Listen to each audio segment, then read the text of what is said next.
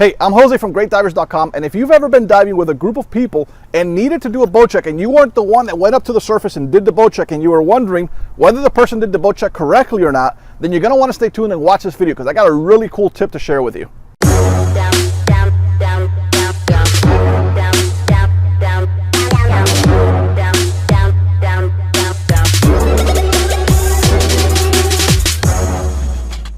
Now, before we start today's lesson, I should mention that we have a guide that's called the 8 Navigational Tools You Should Never Dive Without, and you should be able to download it by clicking on a link either above or below this video. In it, we talk about 8 tools, one of them, of course, being the compass, and 7 other tools that you should always go diving with, and we also talk about how you can use these tools on your dives.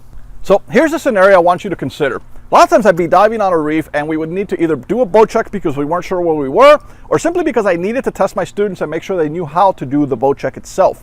So typically what I do is I'd send the dive master together with one of the students up to the surface in order to do the boat check. And this is something you can use if you're diving in a group and somebody needs to do a boat check and you want to be sure as well as to the direction of the boat. So I want you to consider this. The person that comes up to the surface is going to take their compass out typically, and then they're going to start looking around, gazing to try to find the direction or the bearing of where the boat is. And typically, once they find where the bearing is, they're going to get a fix and they're going to hold steady on that particular fix and look to see through the little window what bearing that is.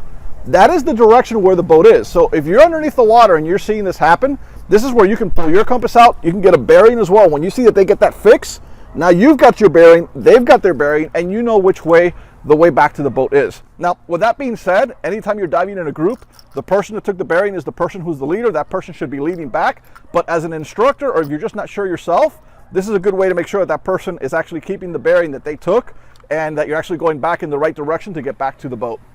Now, if you found this tip useful, you're definitely going to like our free guide, the 8 Navigational Tools You Should Never Dive Without. There should be a link either above or below this video for you to be able to download that guide. And also, if you like this video, make sure you subscribe to our channel, give us a thumbs up, because we've got plenty more videos just like this one. Thank you for watching.